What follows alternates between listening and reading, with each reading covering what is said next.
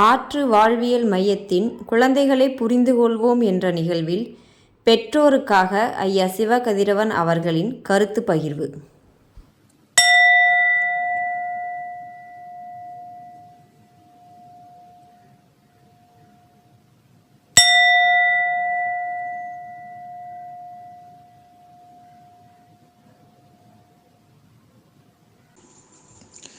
அனைவருக்கும் வணக்கம்.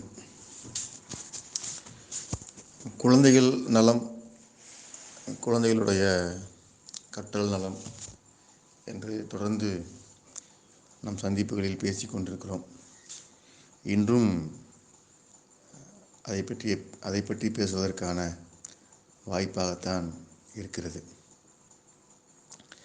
இதுவரை நாம் நிறைய பேசியிருக்கிறோம். குழந்தைகள் குறித்து, கற்றல் முறைகள் குறித்து, அவர்களின் உடல் நலம் எப்படி இருக்கிறது, உடல் நலத்தை எவ்வாறு பார்த்து கொள்கிறார்கள் என்பது குறித்து பேசியிருக்கிறோம்.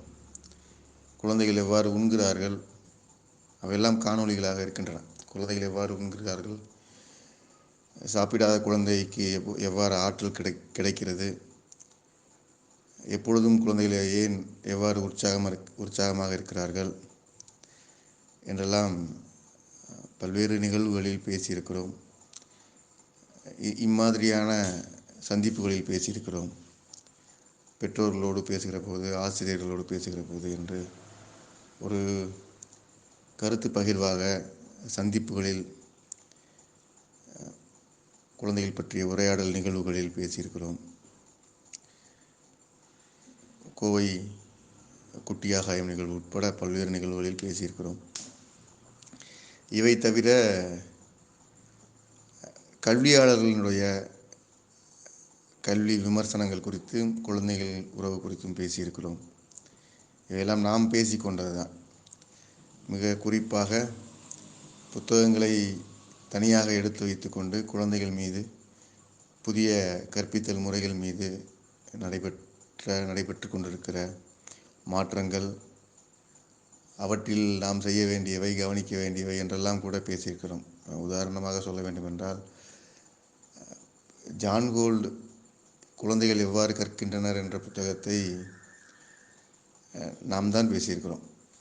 எவ்வாறு குழந்தைகள் கற்கிறார்கள் என்ற புத்தகம் பரவலாக கவனிக்கப்பட வேண்டிய புத்தகம்.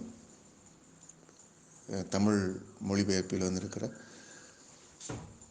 குழந்தைகள் கற்றல் முறை குறித்து வந்திருக்கிற ஒரு மிக முக்கியமான புத்தகங்களில் ஜான் கோல்டு எழுதிய குழந்தைகள் எவ்வாறு கற்கிறார்கள் என்ற புத்தகமும் உண்டு. அந்த புத்தகத்திற்குள் இருக்கக்கூடிய கருத்துக்களை மிக விரிவாக ஒரு உரையாடல் வடிவில் காணொலிகளாக பேசியிருக்கிறோம். பதிவாக இருக்கிறது. ஜான் கோல்டின் மதிப்புக்குரிய குழந்தை என்கிற தலைப்பில் பேசியிருக்கிறோம் என்று எனக்கு ஞாபகம். தொடர்ந்து ஜே. கிருஷ்ணமூர்த்தி அவர்களினுடைய கல்வி சிந்தனைகள், வாழ்விற்கு உதவும் கல்வி என்று ஒரு மெய்யியல் பார்வையில் கல்வி குறித்த உரையாடல் என்று கல்வி குறித்த உரையாடல் செய்திருக்கிறோம். பின்பு சமகாலத்தில் கல்வியில் ஏற்பட்டிருக்கக்கூடிய மாற்றங்கள் குறித்து வெளியாகியிருக்கிற கட்டுரைகள் குறித்தும் புத்தகங்கள் குறித்தும் விரிவான உரையாடல் செய்திருக்கிறோம். எனக்கு தெரிந்த அளவில் நாம் மெய்யியல் என்கிற கருத்திலும், வாழ்வியல் என்ற கருத்திலும் அதிகமாக பேசிய, அதிகமாக உரையாடிய, அதிகமாக கருத்து பரிமாறிக்கொண்ட ஒரு பகுதி உண்டு என்றால் அது குழந்தைகளும் கல்வி முறையும் தான். அந்த அளவில் இன்று பேசுவது ஒரு புறம் மகிழ்ச்சியாக இருக்கிறது.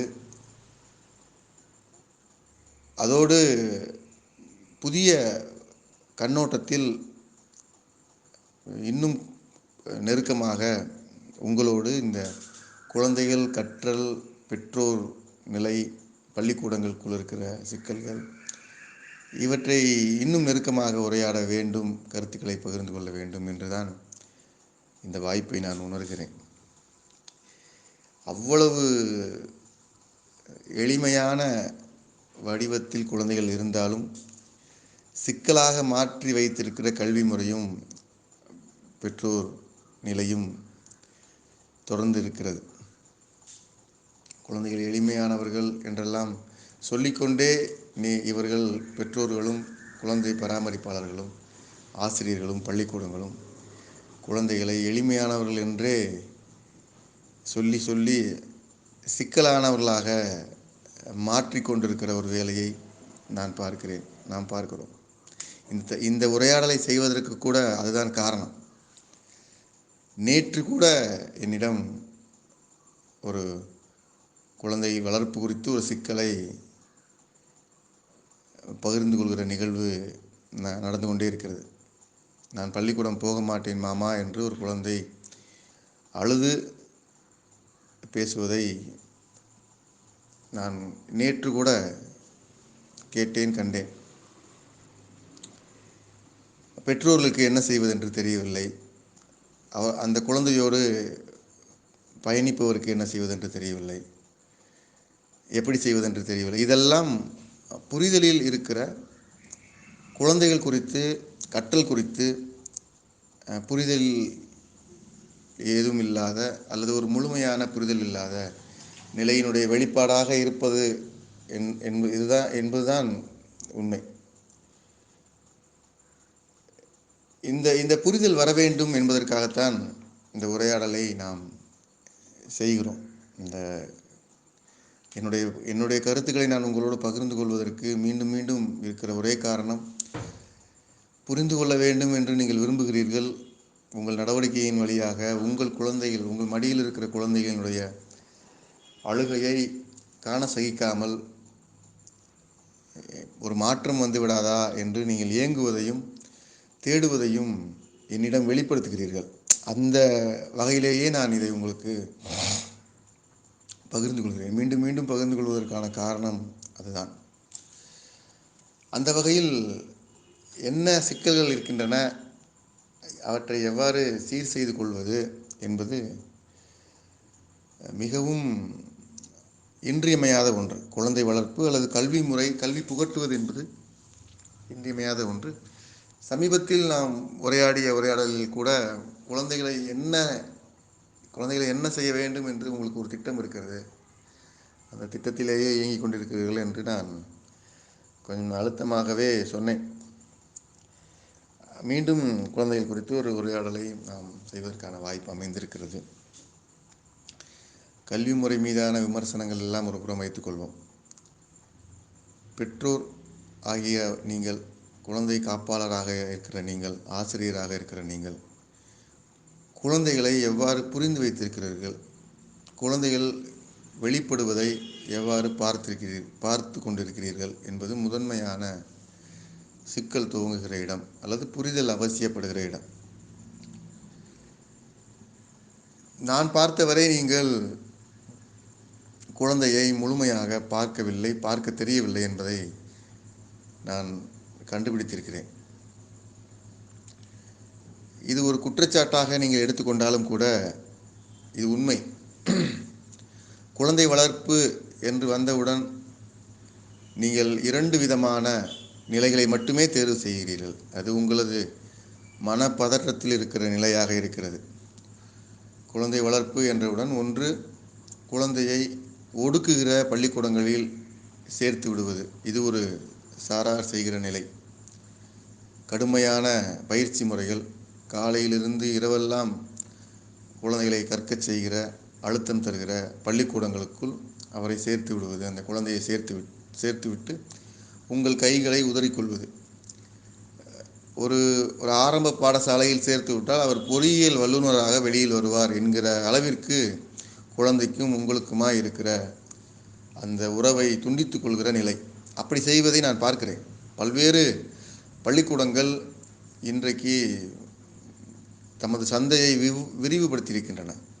பள்ளிக்கூடத்திற்குள் தங்கும் விடுதியோடு பாடம் நடத்துவது, இரவெல்லாம் படிப்பதற்கு பாடம் நடத்துவது, கூடுதல் பாடம் நடத்துவது, மாணவர்களை எப்படியாவது 90க்கு மேல் மதிப்பெண் பெற வைப்பதற்கான பயிற்சி கொடுப்பது, பன்னாட்டு பயிற்சியாளர்களை வர வைத்து இப்படி பயிற்சி கொடுப்பது என்று எவ்வளவு அழுத்தம் கொடுக்க முடியுமோ அவ்வளவு அழுத்தம் கொடுத்து குழந்தைகள் மீது ஒன்றை அழுத்துகிற ஒரு நிலையை பார்க்கிறோம். இதற்குரிய பெற்றோர்களாகவும் நீங்கள் இருக்கிறீர்கள். உங்களில் சிலருக்கு அப்படி வாய்ப்பில்லை. ஆனாலும் குழந்தை வளர்ப்பு என்றவுடன் இந்த முனைக்கு சென்று குழந்தையை பிழிகிற வேலையை செய்வது, இவ்வாறு குழந்தைகளை அடக்கி ஒடுக்குகிறீர்களே என்று நாம் சொன்னோம் என்றால் அவனது நல்லதுக்காகத்தான் செய்கிறோம், அவளது நல்லதுக்காகத்தான் செய்கிறோம். அதோடு அவன் விரும்புகிற போது நான் அவனை நீச்சல் பயிற்சிக்கு அழைத்து செல்கிறேன், ஓட்டப்பந்தயத்திற்கு அழைத்து செல்கிறேன், மிதிவண்டி பயிற்சிக்கு அழைத்து செல்கிறேன், அல்லது டென்னிஸ் பயிற்சிக்கு அழைத்து செல்கிறேன். இப்படி அழுத்தம் கொடுக்கிற அதே அளவு வேறொரு பகுதியில் குழந்தைகளை கொண்டு போய் தூக்கி வீசுகிற ஒரு இறுக்கமான குழந்தை வளர்ப்பு முறையை கையாளுவதை பார்க்கிறோம். இது ஒன்று. இந்த ஒன்றை நாம் வன்மையாக கண்டிக்க வேண்டியிருக்கிறது, கடுமையாக விமர்சிக்க வேண்டியிருக்கிறது. நான் தொடர்ந்து கண்டித்து கொண்டே இருக்கிறேன், அதன் மீது விமர்சனம் செய்து கொண்டே இருக்கிறேன். இத்தகைய அழுத்தம் கொடுப்பது குழந்தைகளுக்கு எதிராக நிகழ்த்தப்படும் வன்முறை என்று மீண்டும் மீண்டும் சொல்லிக்கொண்டே இருக்கிறேன். நவீன பெற்றோர்கள் என்று தம்மை கருதி கொள்கிறவர்கள், 5 இலக்கத்தில் மாத வருமானத்தை பெற்றுக்கொள்கிறவர்கள், குறைந்தபட்ச வருமானம் 5 இலக்க வருமானமாக இருக்கும் என்றால் அவர்களது நிலை தலைகீழாக இருக்கிறது. அவர்களுக்கு ஏற்பட்டிருக்கிற அறியாமை என்பது வினோதமானது. குழந்தைகளுக்கு எல்லாமே தெரியும். குழந்தைகளை நான் சுதந்திரமாக வளர்க்கப் போகிறேன், நான் வீட்டிலிருந்து எல்லாவற்றையும் அந்த குழந்தைக்கு கற்றுத்தரப் போகிறேன், அதற்கு ஹோம் ஸ்கூலிங் என்று சில நண்பர்களை சேர்த்திருக்கிறோம், நாங்கள் எல்லோரும் சேர்ந்து வீட்டிலிருந்து வீட்டு வழியாக குழந்தைக்கு கற்றுத்தரப் போகிறோம், இல்லை என்றால் எந்த வசதி அறிவியல் வாய்ப்பும் இல்லாத ஒரு கிராமத்து பள்ளிக்கூடத்தில் என் குழந்தையை சேர்த்து விடப் போகிறோம், அரசு பள்ளிக்கூடத்தில் தான் சேர்ப்போம். இப்படி நேரெதிராக வேறொரு நிலையை எடுக்கிற பெற்றோர்கள். ஒவ்வொரு கல்வி முறைக்குள்ளும் நாம் தனித்தனியான விமர்சன கருத்துக்களை பேசியிருக்கிறோம். இதற்குள் பேசுகிற மிக முக்கியமான செறிவான கருத்தாக நீங்கள் புரிந்து கொள்ள வேண்டியது அடிப்படையில் குழந்தை வளர்ப்பில் உங்களுக்கு இருக்கிற சிக்கல். நான் இந்த பள்ளிக்கூடத்தை உயர்வென்றும் இந்த பள்ளிக்கூடத்தை தாழ்வென்றும் இந்த கல்வி முறையை உயர்வென்றும் இந்த கல்வி முறையை தாழ்வென்றும் பிரித்து பகுத்து பேசுவதில் அல்ல இந்த நோக்கம். நான் பேசுவதன் நோக்கம், குழந்தையை நீங்கள் புரிந்து வைத்திருக்கிற வன்மமான லட்சணம் இது. குழந்தைகள் மீது நீங்கள் செலுத்துகிற அறியாமையினுடைய பகுதிகள் இது. இந்த பகுதிகளை நீங்கள் ஓரளவேனும் புரிந்து கொள்ள வேண்டும் என்பதற்காகத்தான் இந்த உரையை நாம் பேசிக்கொண்டிருக்கிறோம். அப்படி 2 வகையான பெற்றோர்களாக நீங்கள் இருக்கிறீர்கள். 2 வகையைத்தான் தேர்வு செய்யவே உங்களால் முடிகிறது. ஒன்று, 24 மணி நேரமும் குழந்தையினுடைய கழுத்தில் கத்தி வைத்து கொண்டு மிரட்டுகிற கல்வி முறை. இல்லை என்றால் உங்களது பொருளாதார மேட்டிமையை காட்டுவதற்கு எந்த பாடத்தையும் சொல்லித்தர வேண்டியதில்லை, எங்கும் நாம் அனுப்ப வேண்டியதில்லை, குழந்தைகள் அவர்களாகவே கற்பார்கள் என்று எதையாவது ஒன்றை தொற்றிக்கொண்டு பிடித்து கொண்டு தொங்கிக் கொண்டு குழந்தைகள் மீது எந்த கவலையும் படாத பெற்றோராக இருக்கிற நிலை. இவர்கள் முதலில் சொன்னவர்களை விட விபத்து ஏற்படுத்தக்கூடிய அதிக சாத்தியம் உள்ளவர்கள் குழந்தைகளுடைய கற்றல் செயல்பாடுகளில். இவர்கள் மரபு என்பார்கள். அவர்கள் வாகனங்களில் தமிழில் பெயர் எழுதி கொள்வார்கள். இவர்கள் சீர்தானிய உணவுகள் தான் எடுப்பார்கள். இதெல்லாம் நடக்கும். ஆனால் ஒரு கால் ட்ரவுசர் போன்று ஒரு ஆடையை அணிந்து கொண்டு ஒரு மாதம் முழுவதும் ஒரு பன்னாட்டு நிறுவனத்தில் வேலை செய்துவிட்டு ஒரு 3-4 நாட்கள் விடுமுறை எடுத்துவிட்டு குழந்தைகளையும் மனைவியையும் கூட்டமாக அழைத்து கொண்டு ஏதாவது ஒரு காட்டுக்குள் சென்று இவர்கள் காடுகளை ரசிக்கிறார்களாம், காடுகளில் இருந்து குழந்தைகளுக்கு கற்றுத்தருகிறார்கள் என்றெல்லாம் நினைத்து கொண்டு உளறுகிற நேரெதிரான இன்னொரு பக்கம். இந்த 2 பக்கத்திற்கு இடையில் நசுங்குகிற கூட்டமாக குழந்தைகள் கூட்டம் இருக்கிறது என்பதை நான் பார்க்கிறேன். குழந்தைகள் பற்றி இரண்டு வேறு மனநிலை கொண்ட பெற்றோருக்கும் பராமரிப்பாளர்களுக்கும் ஆசிரியர்களுக்கும் குழந்தைகளோடு இருக்கிறவர்களுக்கும் குழந்தைகளை நேசிக்கிறேன் என்று சொல்பவர்களுக்கு கூட அக்கறை இல்லை, பார்க்க தெரியவில்லை என்கிற நிஜத்தை நீங்கள் முதலில் பார்க்க வேண்டும், ஏற்றுக்கொள்ள வேண்டும். நான் சொல்வதில் விமர்சனம் இருந்தால் நீங்கள் முழுமையாக இந்த உரையை உள்வாங்கிக் கொண்டு பின்பு அதன் மீது பேச வேண்டும் என்று எதிர்பார்க்கிறேன். குழந்தைகளுக்கு தெரிந்த விஷயங்களை, குழந்தைகளுக்கு தெரியாத விஷயங்களை என்று பகுத்து பார்க்கிற எந்த குழந்தைகள் மையப்பட்ட உரையாடலும் உங்களுக்குள் நடப்பதே இல்லை. ஒன்று, அடித்து பிழிந்து உங்கள் வசதிக்கு ஏற்றாற் போல் அவர்களுக்கு பயிற்சி கொடுப்பீர்கள். இல்லை என்றால் எந்த ஆலோசனையும் சொல்லாமல், எந்த வழிகாட்டுதலும் சொல்லாமல் இந்த முனைக்கு செல்வீர்கள். இந்த இரண்டு வழிதான் நீங்கள் கை கொள்கிற, உங்கள் முன் இருக்கிற, உங்களால் செய்ய முடிந்த அல்லது நீங்கள் விரும்புகிற வழிமுறைகளாக இருக்கின்றன. அதானே? அப்படிதான் இருக்கு. அப்போது இதற்குள் இருந்து நீங்கள் குழந்தைகளை பார்ப்பீர்கள் என்று சொன்னால் நீங்கள் உங்களுடைய பார்வை என்னவாக இருக்கும் என்பது உங்களிடமே நான் கேள்வியாக விடுகிறேன். இந்த இரண்டு வகையைத்தான் நீங்கள் தேர்வு செய்து வைத்திருக்கிறீர்கள்.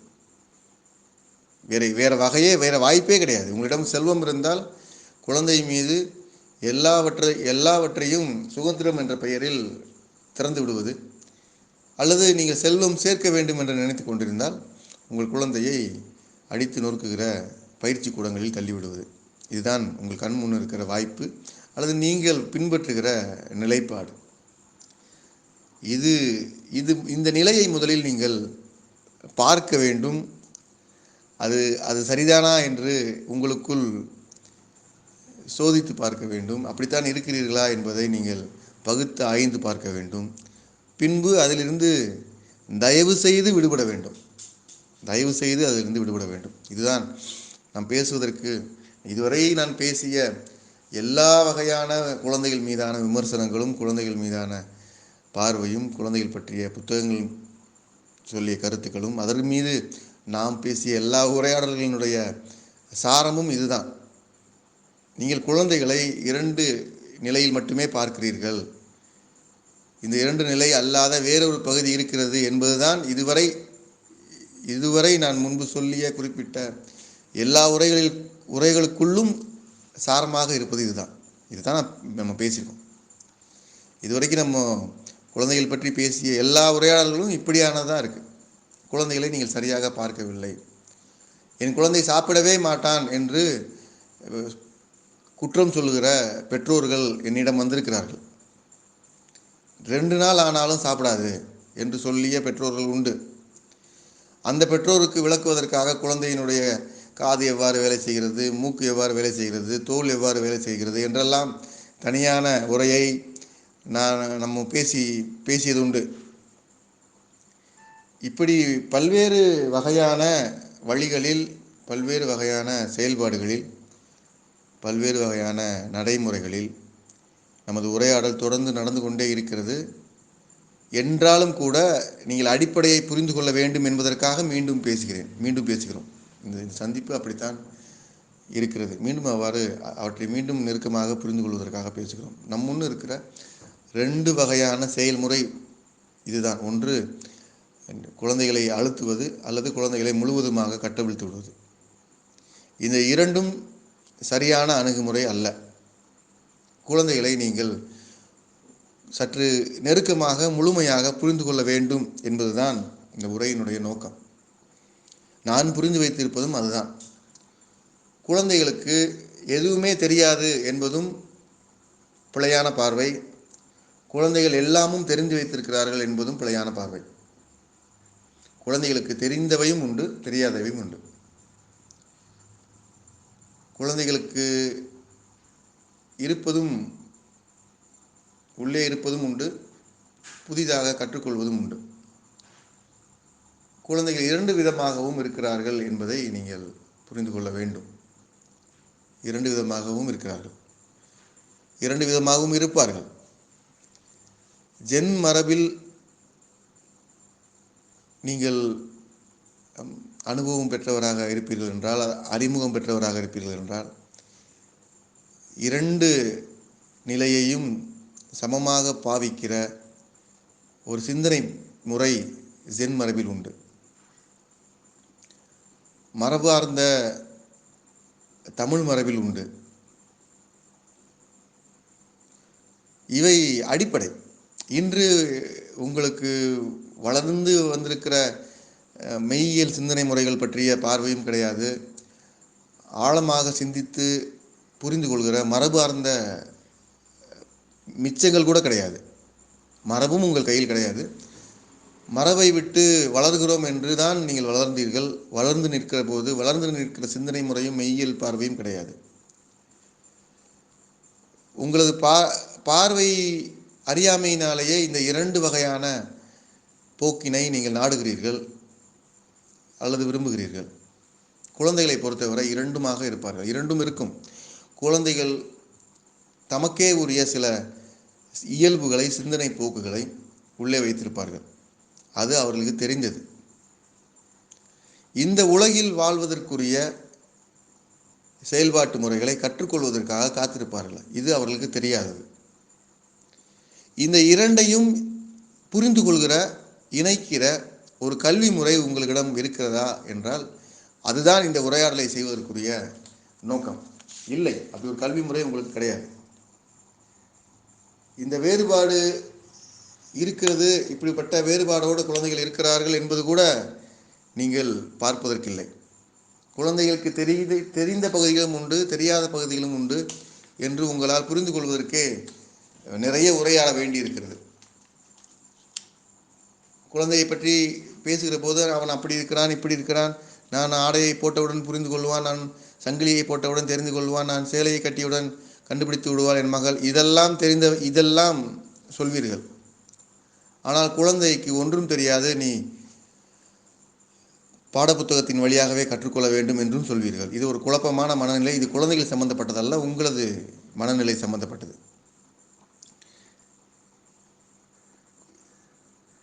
இந்த வகையில் குழந்தைகளுடைய நிலை என்னவாக இருக்கிறது என்பதை நீங்கள் பார்க்கத்தான் வேண்டும். பார்ப்பீர்கள் என்று நான் இன்று முதல் பார்ப்பீர்கள் என்று நான் பார்க்க வேண்டும் என்று விரும்புகிறேன். நீங்கள் பார்க்கத்தான் வேண்டும். குழந்தைகளுக்கு தெரிந்த பகுதிகள் இருக்கின்றன. உள்ளுணர்வு இருக்கிறது. சமரசம் ஏதும் செய்யாமல் இயற்கையின் வழிபட்டு வாழ வேண்டும் என்கிற உந்துதல் இருக்கிறது. பசி இல்லாமல் சாப்பிட மாட்டார்கள். தன் உடல் நலம் குறித்து போதுமான புரிதலோடு இருக்கிறார்கள். மருத்துவத்தை சார்ந்திருக்க மாட்டார்கள். எதற்கெடுத்தாலும் அவர்களது சொந்த ஆலோசனையின் பேரில், சொந்த உள்ளுணர்வின் பேரில் இயங்குவார்கள். உண்மையாக இருப்பார்கள். தமது உடலை மட்டுமே பின்பற்றி இயங்குவார்கள். அவர்களது அறம், அவர்களது பொருள், அவர்களது இன்பம் எல்லாமும் உடலை சுற்றியே இருக்கும். அவர்களது மெய்யியல் கோட்பாடு எல்லாமும் அவர்களது உடல், அவர்களது உள்ளுணர்வு என்ற அமைப்பிலேயே இயங்கிக் கொண்டிருக்கும். அவற்றை பின்பற்றி அவர்களுடைய செயல்முறைகள் இருக்கும். இவையெல்லாம் எத்தனை உயர்வானது இவை குழந்தைகளிடம் இருப்பது. இது எவ்வாறு இருக்கிறது என்றால் குழந்தை அதற்கான காரணங்களை நாம் விளங்கிக் கொள்ள வேண்டும், புரிந்து கொள்ள வேண்டும். குழந்தைகளுக்கு பிறக்கிற போதே இயற்கையின் வழிபட்டு குழந்தைகளுக்கான பிரத்யேகமான சிறப்பு இயல்புகள் இயற்கையாகவே அமைந்திருக்கின்றன. மனிதகுல வளர்ச்சியில் பரிணாம வளர்ச்சி என்று நீங்கள் வைத்து கொண்டாலும் கூட, அல்லது உங்களது ஆன்ம நம்பிக்கையின் பார்ப்பட்ட வளர்ச்சி, அல்லது அவர்களுடைய பதிவுகள் என்று வைத்து கொண்டாலும் கூட, அவர்கள் பிறக்கிற போதே கேட்கும் அறிவு, பார்க்கும் அறிவு, சுவைக்கும் அறிவு, மூச்சு அறிவு, தொடுதலை உணர்வும் அறிவு என்று ஒரு முழுமையான அறிவு செயல்பாடோடு பிறக்கிறார்கள். அறிவு இயங்கு முறையோடு பிறக்கிறார்கள். இந்த அறிதல் அதற்கே உரிய சிந்தனை முறையை உள்ளே வைத்திருக்கிறது. அவர்களது கண்கள் பார்க்கிறது, உள்ளே அது குறித்த சிந்தனை இயக்கம் இருக்கிறது. காதுகள் கேட்கின்றன. அது குறித்த சிந்தனை முறை உள்ளே இயங்கிக் கொண்டிருக்கிறது. சுவைக்கிறது, உணவை சுவைக்கிறது, தாயிடமிருந்து பாலை சுவைக்கிறது, புதிய உணவுகளை சுவைக்கிறது. குழந்தையினுடைய சுவைப்பில் சுவைத்தல் அறிவு சிந்தனை முறையாக விரிவாகிறது. இப்படி 5 வகையான அறிவு மேம்பட்ட மனிதனாக இந்த குழந்தை இந்த பூமிக்கு வருகிறது. இந்த பூமிக்கு வருகிற குழந்தைக்கு 5 வகையான அறிவும் மேம்பட்டு இருக்கிறது. நீங்கள் மிரள்கிற ஒரு விலங்குக்கு கூட 5 அறிவு கிடையாது. நீங்கள் பயந்து ஓடுகிற பாம்பிற்கு 5 அறிவு கிடையாது. உங்கள் வீட்டை சுற்றி பெரும் பெரும் மண் புற்றுகளை கட்டியிருக்கிற கரையான்களுக்கு கூட 5 அறிவு கிடையாது. மிக நுட்பமாக தனக்கான கூட்டை வடிவமைத்து கொண்டிருக்கிற தூக்கணாங்குருவிகளுக்கு கூட 5 அறிவு கிடையாது. பெரும் உயரம் வளர்ந்திருக்கிற மரங்களுக்கு 5 அறிவு கிடையாது. மனிதனை தவிர, உங்கள் குழந்தையை தவிர வேற எந்த உயிருக்கும், எந்த உடல் அமைப்பிற்கும் இந்த உலகில் 5 அறிவு என்பது மனிதனுக்கு இருப்பது போல குழந்தைக்கு இருப்பது போல கிடையாது. பிறக்கிற போது இந்த 5 அறிவும் இணைக்கப்பட்டிருக்கிற இணைப்பு குழந்தைகளுக்கு இருக்கிறது. இந்த 5 அறிவையும் இணைத்து இயங்குகிற சிந்தனை முறை குழந்தைகளுக்கு இருக்கிறது. விலங்குகளுக்கு 5 அறிவு இருக்கிறது. புழுக்களுக்கு 3 அறிவு, 4 அறிவு, புற்களுக்கு என்று பல வகையாக அவற்றின் அறிதல் முறைகள் இருந்தாலும் கூட சிந்திக்கிற முறையை அவைகளுக்கு கிடையாது. அறிவினை விரிவு செய்து கொள்கிற பாங்கு அவைகளுக்கு கிடையாது. ஆனால் குழந்தைக்கு பிறக்கிற போது அறிதலை சிந்தனையாக விரித்து கொள்வதும் இயங்கு முறையாக இருக்கிறது என்பது எத்தனை பெரிய மாபெரும் அருட்கொடை அது. இயற்கையினுடைய இந்த பேரண்டத்தினுடைய பேரன்பு வழங்கி இருக்கிற அருட்கொடை.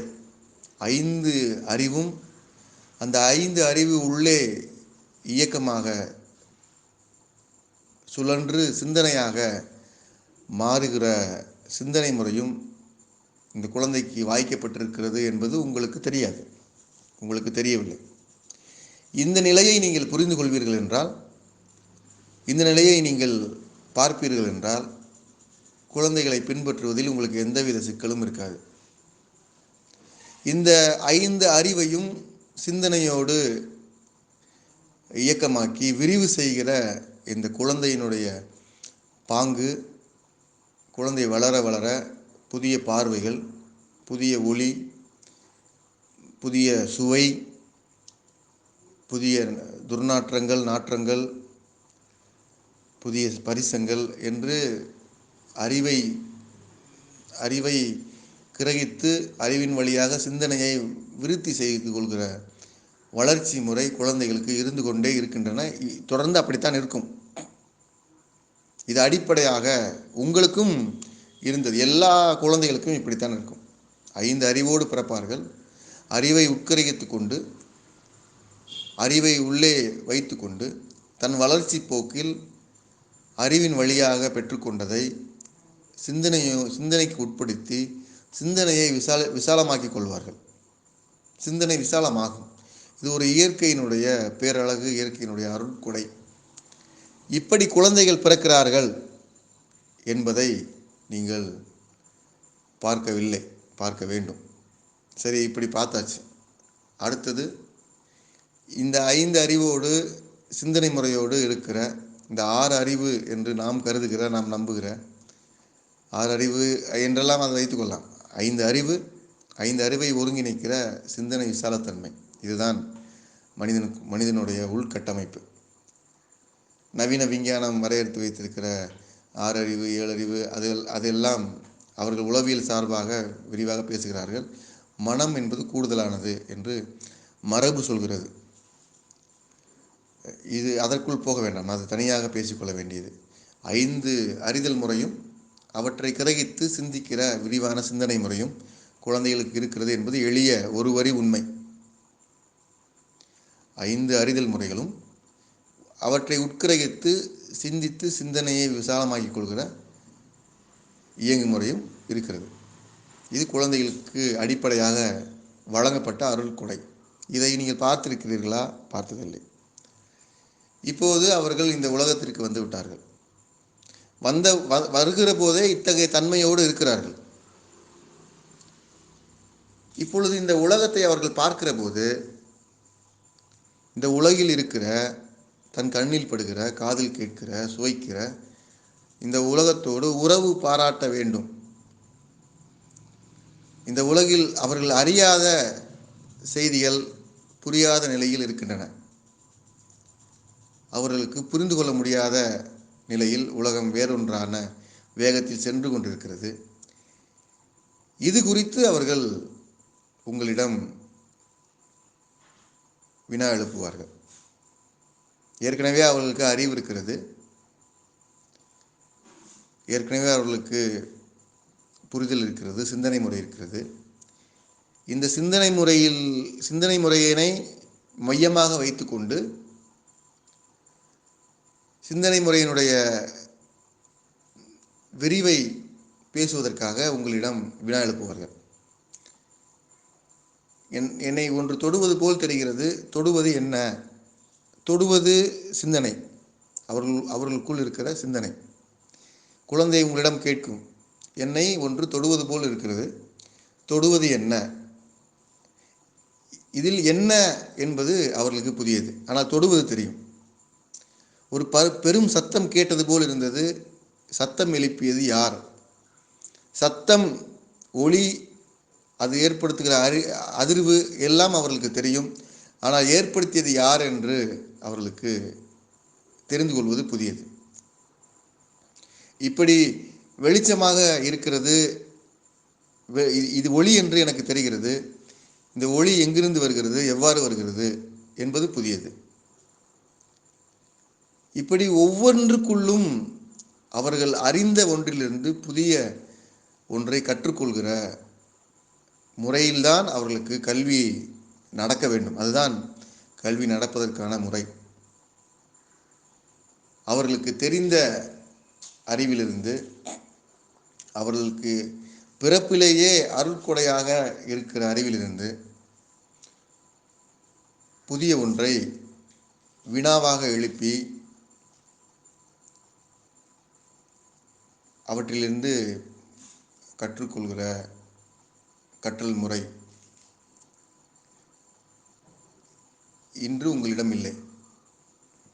நான் முன்பே சொன்னது போல குழந்தையினுடைய அறிவை பின்பற்றுகிற முறைகளும் பார்வையும் இல்லை. அதே வேளையில் புதிதாக ஒன்றை கற்றுக் கொடுக்கிற கல்வி முறையும் உங்களிடம் இல்லை. இதுதான் இன்றைய போக்கு. இந்த உரையாடல் இப்படியாக பேசப்பட வேண்டும் என்பதற்கான காரணம் கூட இதுதான். குழந்தைகளுடைய அறிவை அல்லது அவர்களுக்குள்ளே இருக்கிற ஒன்றை பார்ப்பதற்கு வழி இல்லாமல், அவற்றிலிருந்து புதிய ஒன்றை கற்றுக் கொடுப்பதற்கான கல்வி முறை இல்லாமல் குழந்தைகளை நாம் பார்த்து கொண்டே இருக்கிறோம். இப்படித்தான் குழந்தைகளோடு நமக்கு இருக்கிற உறவு இருக்கிறது.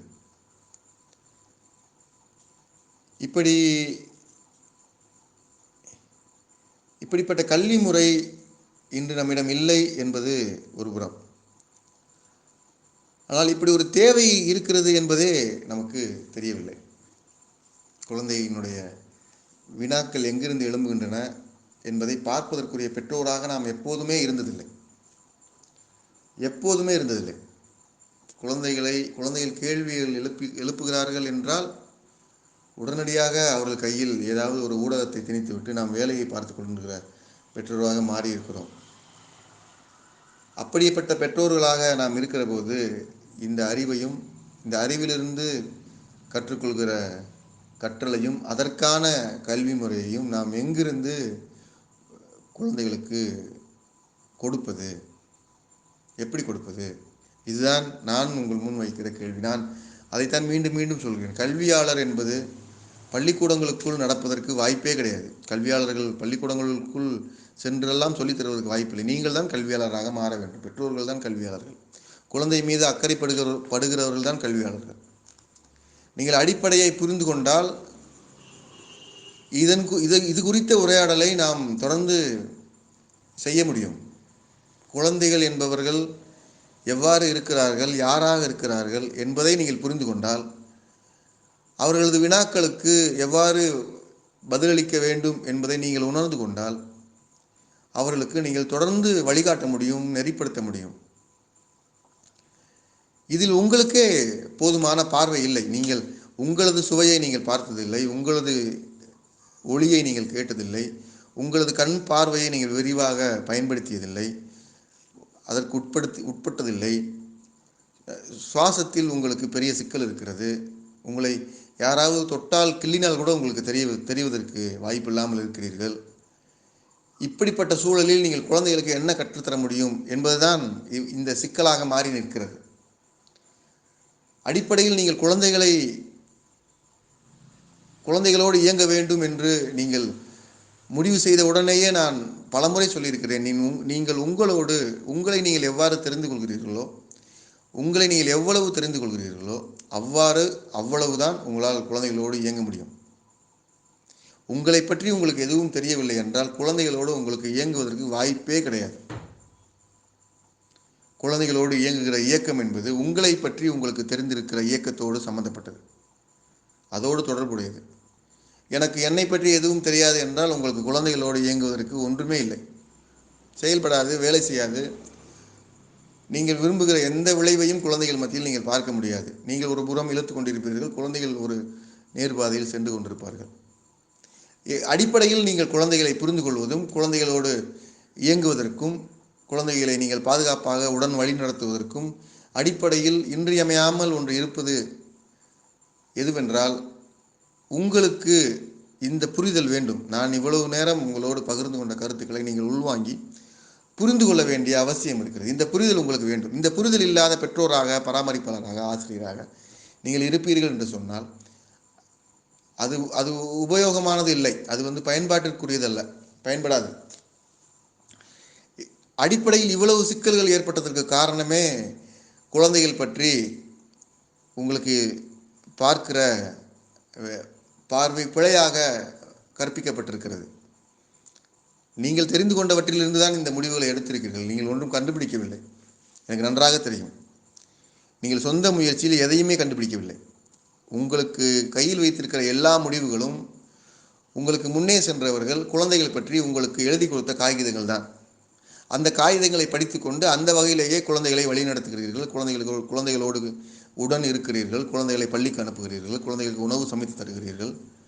இவையெல்லாம் அப்படித்தான் அமைந்திருக்கின்றன. உங்கள் குழந்தைகளின் உடல் நலம் உங்கள் குழந்தையை கவனித்து நீங்கள் கண்டுபிடித்ததல்ல, உங்களது மருத்துவர் உங்களுக்கு வழிகாட்டியது. உங்கள் குழந்தையினுடைய கல்வி நலம் என்பது குழந்தையை கவனித்து நீங்கள் கண்டுபிடித்ததல்ல. உங்களது பள்ளிக்கூடங்களும் நீங்கள் படித்த பள்ளிக்கூடங்களும் நீங்கள் வாசிக்கிற குழந்தைகள் பற்றிய கற்பித்தல் கட்டுரைகளும் உங்களுக்கு எழுதி கொடுத்தது. குழந்தைகள் எவ்வாறு தூங்க வேண்டும், குழந்தைகள் எவ்வாறு விளையாட வேண்டும் என்றெல்லாம் கூட நீங்கள் வைத்திருக்கிற எல்லா கோட்பாடுகளும் நீங்கள் கண்டுபிடித்தது அல்ல. அவை எல்லாமும் உங்களுக்கு முன்பு உங்கள் சமூகம் உங்கள் கையில் திணித்து வைத்திருக்கிற மதிப்பீடுகளும் கோட்பாடுகளும் உங்கள் கையில் இருக்கின்றன. இதுதான் இந்த உண்மையை நீங்கள் பார்க்க வேண்டும் என்பதற்காகத்தான் நான் மீண்டும் மீண்டும் இதை சொல்லிக்கொண்டே இருக்கிறேன். இந்த மதிப்பீடுகளை தூக்கி எறிந்துவிட்டு குழந்தைகளை நீங்கள் கவனிக்க வேண்டும். குழந்தைகள் எத்தகைய அருட்கொடையோடு இந்த உலகில் வந்திருக்கிறார்கள், நீங்களும் அப்படித்தான் வந்திருக்கிறீர்கள். நீங்கள் உங்கள் உடலை பார்க்கிற போது, நீங்கள் உங்கள் சுவாசத்தை பார்க்கிற போது, உங்கள் செவி உணர்வை பார்க்கிற போது, உங்கள் பார்வை உணர்வை பார்க்கிற போதெல்லாம் கூட இவற்றை கற்றுக்கொள்ள முடியும் என்பதை நான் பலமுறை சொல்லியிருக்கிறேன். இவற்றையெல்லாம் கற்றுக்கொள்ள முடியும். நீங்கள் உங்களை பின்பற்றுகிற போது, உங்கள் உடலை பின்பற்றுகிற போதே இவற்றை கற்றுக்கொள்ள முடியும். இது எல்லாமும் பெரிய புனிதத்தன்மை கொண்டதல்ல. இது உங்கள் இயல்பு, உங்கள் எளிய இயல்பு. நீங்கள் எந்த மெனக்கடலும் செய்ய வேண்டியதில்லை. நீங்கள் எளிமையாக உங்கள் உடலை நீங்கள் புரிந்து கொள்கிற போது, உங்கள் பார்வை திறன் பற்றி உங்களுக்கு தெரிகிற போது, உங்களது செவித்திறன் பற்றி உங்களுக்கு தெரிகிற போது, உங்கள் சுவை உணர்வு பற்றி உங்களுக்கு தெரிகிற போது, சுவை உணர்வினுடைய அறிவு எவ்வாறு கிரகிக்கப்படுகிறது, பார்வை உணர்வினுடைய அறிவு எவ்வாறு உள்வாங்கப்படுகிறது என்று ஒட்டுமொத்த செயல்முறையும் உங்களுக்கு விளங்கி போகும். நீங்கள் தனியாக ஒன்றை கற்றுக்கொள்ள வேண்டியதில்லை. இந்த புரிதல் போதுமானது. குழந்தைகளுக்கு நீங்கள் வழிகாட்டுவதற்கு இந்த புரிதல் போதுமானது. இன்னொரு புறம் தொடர்ந்து குழந்தைகளை நாம் புரிந்து கொள்கிறோம் என்கிற பெயரில், வழிகாட்டுகிறோம் என்கிற பெயரில் நீங்கள் எடுக்கிற அதீதமான வன்முறையான செயல்பாடு என்பது, வழிகாட்டுதல் என்பது உடன் பயணிப்பது தான். உங்கள் புரிதலிலிருந்து குழந்தைகளோடு உடன் பயணிப்பது, நெறிப்படுத்துவது. இது நெறிப்படுத்துவது என்று தான் வைத்துக்கொள்ள வேண்டும். நெறிப்படுத்துதல் என்பது அவர்கள் வாழ்க்கையை நீங்கள் வாழ்வதல்ல, அல்லது அவர்கள் வாழ்க்கையை நீ இவ்வாறு தான் வாழ வேண்டும் என்று ஒரு பயிற்சியாளர் போல் நீங்கள் கூட இருப்பது அல்ல. அவர்கள் வாழ்க்கையை அவர்கள் வாழ்வதற்கு வழி சொல்லிக் கொடுப்பதற்கான முறைமைதான் நெறிப்படுத்துதல் என்று நான் கூறுகிறேன். நான் பல நேரங்களில் உரையாடுகிற போது, உரையாடலில் பங்கேற்கிற பலரும் என்னுடன் கேட்பதுண்டு. நீங்கள் சொல்வது போலத்தான் நாங்கள் குழந்தைகளை வளர்க்கிறோம். அதற்காகவா நான் சொல்கிறேன்? குழந்தைகளை வளர்ப்பது என்பது நான் சொல்வது போல் வளர்ப்பதற்காக அல்ல. குழந்தைகள் எவ்வாறு வளர்க்கப்பட வேண்டும், அல்லது குழந்தைகள் எவ்வாறு வளர வேண்டும் என்பதை நீங்கள் புரிந்து கொள்ள வேண்டும். உங்கள் புரிதலில் இருந்து நீங்கள் வழிகாட்ட வேண்டும் என்பதைத்தான் நான் உங்களிடம் பேசிக்கொண்டே இருக்கிறேன். நீங்கள் புரிந்து கொள்ள வேண்டும் என்பதுதான் என்னுடைய விருப்பம். நான் சொல்வது போல என்று ஒரு வார்த்தையை சொன்னால், நானே உங்கள் வீட்டில் வந்து அமர்ந்து உங்கள் குழந்தைகளுக்கு சொல்லிவிடுவேனே, நீங்கள் எதற்கு? நானே உங்கள் வீட்டுக்குள்ளே உட்காந்துட்டு உங்கள் குழந்தைக்கு சொல்லிடுவேன். அப்புறம் எதுக்கு நீங்கள்? உங்களுடைய வேலை என்ன? அல்லது ஒருத்தர் வந்து இப்படி சொல்லிக்கிட்டே இருந்தால் நீங்கள் என்ன வேலை செய்ய போகிறீங்க? இதற்காகவா நாம் இப்படி கூடி பேசுகிறோம்? அப்படி இல்லை. நீங்கள் இவற்றை புரிந்து கொள்ள வேண்டும். இவற்றை புரிந்து கொண்டு உங்களுக்குள் இவற்றை செயல்படுத்தி பார்த்து, உங்களுக்குள் அவற்றை உறிஞ்சி செரிமானம் செய்து, நீங்கள் உங்களது படைப்பாக குழந்தைகளிடம் வெளிப்படுத்த வேண்டும். அவற்றிலிருந்து அவர்கள் புரிந்து கொள்வார்கள், அவற்றிலிருந்து அவர்கள் உட்கிரகித்துக் கொள்வார்கள், அவர்கள் வளருவார்கள். இப்படித்தான் இந்த வளர்ச்சி போக்கு இருக்க வேண்டும். இதுதான் கல்வி முறை. நெறிப்படுத்துதல் என்று கூறுகிற போது ஜான் கோல்டு குறிப்பிடுவார். ஜான் கோல்டு எவ்வாறு குழந்தைகள் கற்கின்றனர் என்ற புத்தகத்தில் பேச்சு என்ற பகுதியில் ஜான் கோல்டு குறிப்பிடுகிற ஒரு சின்ன நிகழ்வு எனக்கு நினைவிற்கு வருகிறது. ஒரு குழந்தை எல்லாவற்றிற்கும் தேங்க்ஸ் என்ற வார்த்தையை சொல்லிக்கொண்டே இருக்கும். தேங்க்ஸ் என்ற வார்த்தையின் வழியாக அந்த குழந்தை தன்னுடைய சொந்த பரவசத்தை எடுத்துக்கொள்கிறது என்று ஜான் கோல்டு குறிப்பிடுவார். தொடர்ந்து அந்த நிகழ்வை அவர் விவரிக்கிற போது, பிழையாக குழந்தைகள் பேசிவிட்டால் நீங்கள் திருத்தாதீர்கள். நீங்கள் திருத்த வேண்டும் என்று விரும்புவீர்கள் என்றால் அந்த பிழையான சொல்லை நீங்கள் சரியான பொருள்பட, ஒளிப்பட நீங்கள் பயன்படுத்துங்கள். ஒரு குழந்தை பிழையாக பேசுகிறது என்றால் உடனே தலையிட்டு நீ பிழையாக பேசுகிறாய் என்று சொல்லக்கூடாது என்பது நெறிப்படுத்துதலில் இருக்கிற ஒரு வழிகாட்டுதல். இந்த நெறிப்படுத்துதலில் இருக்கிற வழிகாட்டலை நீங்கள் பின்பற்றுகிற போது நீங்கள் செய்ய வேண்டியது பிழையான சொல்லை குழந்தையிடம் சரி செய்ய சொல்வதல்ல. அந்த சொல்லை நீங்கள் முறையாக ஒழிப்பது, முறையாக பயன்படுத்துவது. ஒரு குழந்தை, உங்களிடம் இருக்கிற குழந்தை அல்லது விளையாடுகிற குழந்தை ஒரு சொல்லை பிழையாக சொல்கிறது. 3 சக்கர வண்டி என்று சொல்ல வேண்டிய சொல்லை 3 வக்கர சண்டி என்று சொல்கிறது. அப்படி ஒரு உதாரணத்துக்காக நான் சொல்கிறேன்.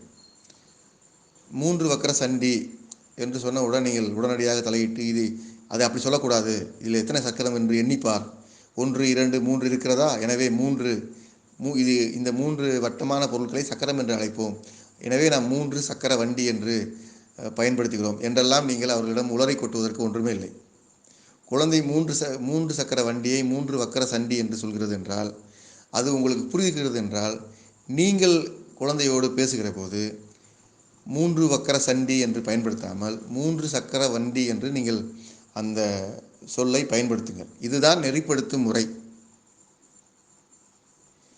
இந்த நெறிப்படுத்துகிற முறையில் நிறைய நாம் பள்ளிக்கூடங்களில் குழந்தைகள், குறிப்பாக சிறப்பு குழந்தைகளோடு வேலை செய்கிற போது குழந்தைகள் ஈ என்ற எழுத்தை, ஆங்கிலத்தில் ஈ என்று இருக்கிற எழுத்தை 3 என்று படிப்பார்கள்.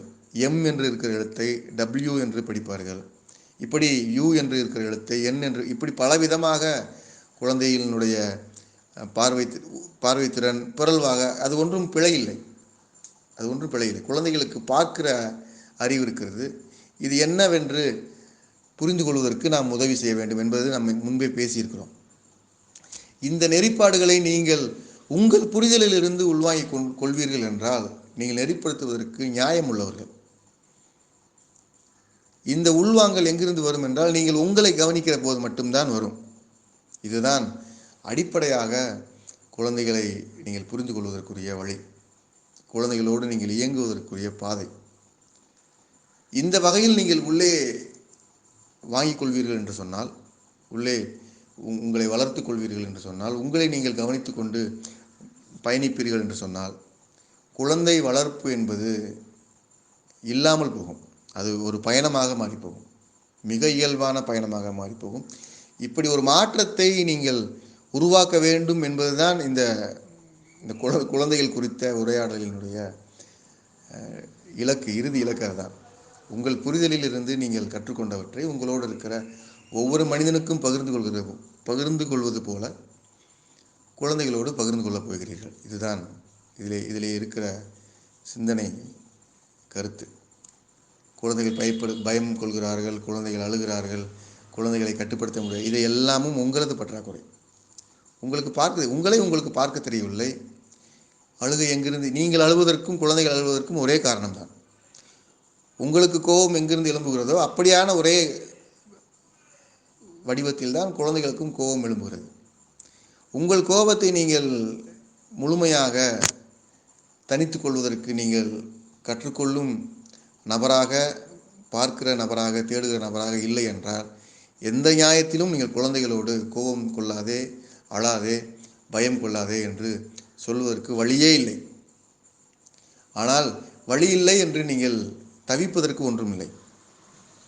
அது எல்லாம் முடிஞ்சு போனது என்று சொல்வதாக நீங்கள் கருதி கொள்ள வேண்டாம். இப்போதும் நீங்கள் துவங்க முடியும். உங்களினுடைய புரிதலில் இருந்து குழந்தைகள் எவ்வாறு இயங்குகிறார்கள், எவ்வாறு கற்கிறார்கள் என்பதை இணைத்து பார்க்கிற ஒருவராக நீங்கள் மாறுகிற போது நீங்கள் மிகச்சிறந்த கல்வியாளராக அவருக்கு இருப்பீர்கள். குழந்தைகளுக்கு புதியதாக எல்லாவற்றையும் அறிமுகம் செய்வீர்கள். குழந்தைகளுக்கு கற்றல் நிகழ வேண்டும் என்று அந்த அபத்தத்தை கைவிட்டு குழந்தையினுடைய வாழ்வை நோக்கி நீங்கள் உங்களது வாழ்வை இணைப்பீர்கள். இது குழந்தைகள் குறித்து எனது புரிதல். இதை முழுமையாக நீங்கள் உள்வாங்கிக் கொள்ள வேண்டும். இதன் மீது மாற்று கருத்துக்களோ கேள்விகளோ இருக்கும் என்றால் தொடர்ந்து நாம் அது குறித்தும் உரையாடலாம், கருத்துக்களை பகிர்ந்து கொள்ளலாம். குழந்தைகள் வளர்ப்பு என்பது நாம் வளர்ப்பதல்ல. இந்த பேரண்டத்தினுடைய பேரன்பால் குழந்தைகள் அருட்கொடையாக புத்திசாலித்தனங்களோடு, வெகுளித்தனங்களோடு பிறந்திருக்கிறார்கள். நடப்பில் இருக்கிற அறிவை அந்த புத்திசாலித்தனம் சிதையாமல் சிந்தனையை விரிவாக்கம் செய்வதற்கு நாம் உடனிருந்து உதவ வேண்டும். அதற்கு நாம் நம்மை புரிந்து கொள்வதும், நம் சிந்தனையை விரிவாக்கிக் கொள்வதும், முழு மனிதனாக நம்மை மாற்றுவதற்கு நாம் தயாராகிக் கொள்வதும் அவசியம். நான் முழு மனிதனாக என்று திருத்தமாக சொல்வதற்கு காரணம், நான் எல்லாம் குழந்தைகளை அடிப்பதே கிடையாது என்று ஒரு புனிதர் போல ஆசிரியர்கள் சொல்ல நான் கேட்டிருக்கிறேன். நான் அப்படி கேட்டிருக்கிறேன். குழந்தைகளை அடிக்காத ஆசிரியர் என்பவர் ஒரு புனிதர் போல் தன்னை கற்பிதம் செய்து கொள்கிறார் என்பதை நான் பார்த்திருக்கிறேன். கல்வி முறையை விமர்சனத்திற்கு உட்படுத்தினால் நீங்கள் கற்றுக் கொடுப்பதே பாவமானது, குற்றமானது. அப்படியான சிக்கலான கல்வி முறைகள் வழக்கத்திற்கு வந்துவிட்டன. அந்த வகையில் பார்க்கிற போது நீங்கள் மாந்தநேயத்தோடு நடந்து கொள்வது மட்டுமே நல்லது. கல்வி கற்றுக் கொடுப்பது என்பதே ஒரு மனிதனுக்கு வன்முறையானதல்லவா? அவன் கற்க வேண்டும் என்பதுதான் என்னுடைய புரிதல், என்னுடைய நிலைப்பாடு. ஆக இந்த கருத்துக்களில் இருக்கிற எந்த வெளிப்பாடும் புனிதத்தன்மை கொண்டதல்ல. அது உங்கள் இயல்பு, நீங்கள் தவறவிட்ட இயல்பு. நீங்கள் முகம் திருப்பி கொண்டிருக்கிற பகுதிகளை கைவிட்டு நீங்கள் நேராக பார்க்கிற போது இந்த இயல்பை நீங்கள் கைக்கொள்வீர்கள். நீங்கள் உங்களை கொள்கிற போது, உங்களுக்காக கற்றுக்கொள்கிற போது, உங்கள் அருள் கொடையை இந்த பேரண்டம் வழங்கியிருக்கிற பேரன்பான அருள் கொடையை உங்களுக்குள் நீங்கள் புரிந்து கொள்கிற போது, உங்கள் குழந்தைகளுக்கு இன்னொரு உயிருக்கு பகிர்ந்து கொள்வதைப் போல உங்கள் குழந்தைகளுக்கும் நீங்கள் பகிர்ந்து கொடுப்பீர்கள். குழந்தை உங்களை வளர்க்கும், நீங்களும் குழந்தையை வளர்ப்பீர்கள். இருவரும் பரஸ்பரமாக பகிர்ந்து கொள்கிற ஒரு பயணமாக அது அமைய வேண்டும். தொடர்ந்து பேசுவோம்.